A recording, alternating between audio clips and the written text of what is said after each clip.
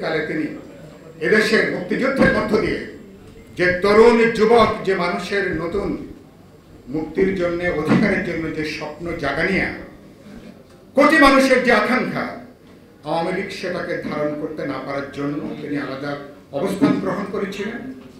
জাসদের উদ্যোগ ছাত্র তরুণদেরকে নতুনভাবে ঐক্যবদ্ধ আলোচনা দরকার, বিস্তারিত আলোচনা দরকার।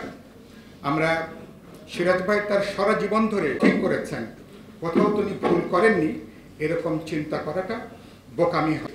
আরেকদিকে জেএসডি, আরেকদিকে জাসদ এবং সেখানে সিরাজুল আলম খান, আসম, আব্দুর রব থেকে শুরু করে তাদের নেতারা মানুষ স্বপ্ন দেখত এরপরে হয়তো আরেকটা বাংলাদেশের মতন একটা বৈপ্লবিক পরিবর্তনের এই বিশাল সম্ভাবনা কেন মার খেল, কেন এই হাজার হাজার তরুণদের সম্ভাবনাকে বাস্তবে কাজে লাগানো যায়নি, এ ব্যাপারে নিশ্চয়ই অন্যদের মতন সিরাজ ভাইয়েরও একটা বড় দায় দায়িত্ব আছে।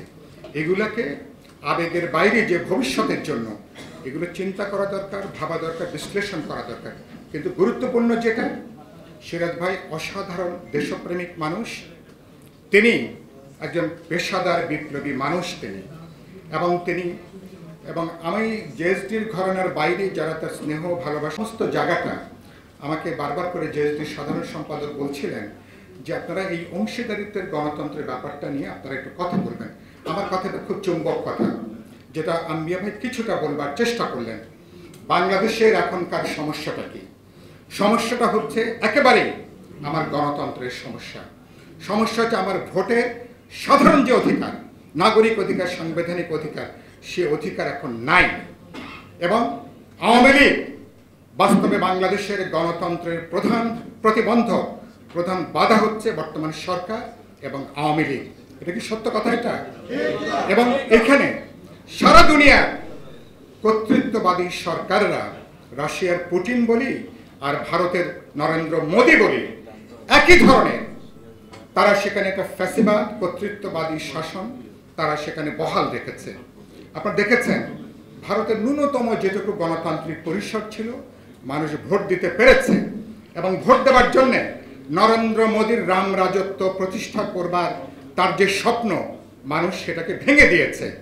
ভারত এই নির্বাচনের মধ্য দিয়ে একদলীয় শাসনের যে বিপদ, সেই বিপদ থেকে একদিকে রক্ষা পেয়েছে। ভারতের বহুত্ববাদী যে সংবিধান, সেটা কিছুটা রক্ষা পেয়েছে। নরেন্দ্র মোদীর মুসলিম বিদ্বেষী, চরম হিন্দুত্ববাদী, বিভাজনের সহিংস তার যে সাম্প্রদায়িক রাজনীতি, সেটা হোঁচট খেয়েছে। নরেন্দ্র মোদীর ভাগ্য এখন ঝুলছে দুটো রাজনৈতিক দল এবং বিশেষ করে দুই রাজনীতিকের উপরে। আপনারা জানেন নীতিশ এবং দক্ষিণের যে নাইডু, এবং এই দুজনের উপরেই নরেন্দ্র মোদীর ভাগ্যটা এখন ঝুলছে।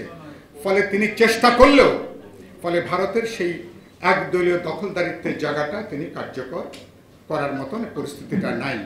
কিন্তু বাংলাদেশে খুব দুর্ভাগ্যজনকভাবে প্রধানমন্ত্রী আজকে তিনি দিল্লিতে উড়ে গেছেন, কালকে শপথ নেবেন নরেন্দ্র মোদী, কিন্তু সেখান থেকে তিনি কি এই শিক্ষাটা তিনি কি গ্রহণ করবেন যে তিনি এখানে যে দখলদারিত্ব তিনি এখানে যেটা কায়েম করছেন?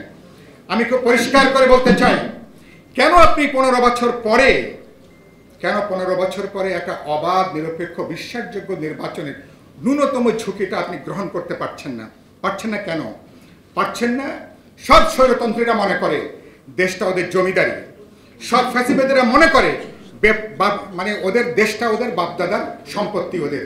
পুতিন এখন যেমন মনে করে, নরেন্দ্র মোদী যেমন ভারতকে রাম রাজত্ব বানাতে চেয়েছে, ওনারাও এখন বাংলাদেশকে ওনাদের জমিদারির নতুন তালুকদারি হিসেবে ওনারা দেখতে চান।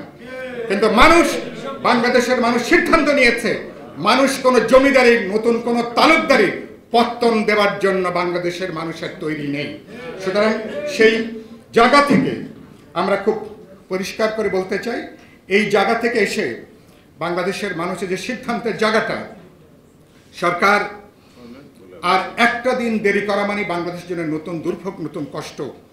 সরকার যে বাজেটটা দিয়েছে, পুরো একটা লুটের বাজারের একটা বাজেট, যেখানে ব্যাংকগুলো খালি, অর্থনৈতিক প্রতিষ্ঠানগুলো বিপর্যস্ত, যেখানে চলেন।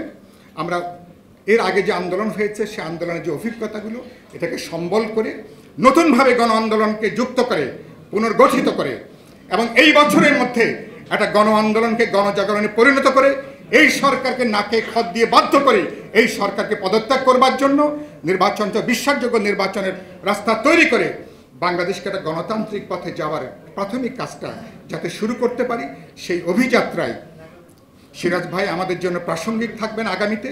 ক্ষমতার বিন্যাস, শ্রেণী পেশার অংশীদারিত্ব, সুতরাং সেই লড়াইটা শেষ পর্যন্ত আমরা এগিয়ে নেব। কথা বলে আপনাদের সবাইকে সালাম, শুভেচ্ছা, অভিনন্দন জানিয়ে আমার বক্তব্য